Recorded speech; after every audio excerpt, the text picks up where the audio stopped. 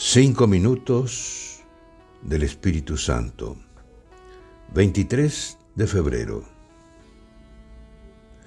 Ven, Espíritu Santo, porque yo fui creado para encontrar la felicidad, la verdadera paz, el gozo más profundo, pero todo eso solo se encuentra en ti. Las cosas de este mundo me dan alguna felicidad, pero al final siempre me dejan vacío y necesitado.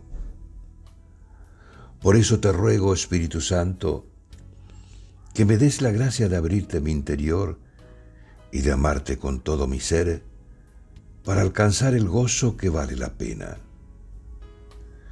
Quiero gozar de tu amistad, tu cariño, tu abrazo de amor, tu fuego santo. No permitas que me absorban las cosas del mundo y tócame con la caricia suave y feliz de tu ternura. Ven, Espíritu Santo, para que pueda entrar en el corazón de Jesús, para que sienta el llamado del Padre Dios que siempre me espera. Ven, Espíritu Santo. Amén. Cardenal Víctor Manuel Fernández.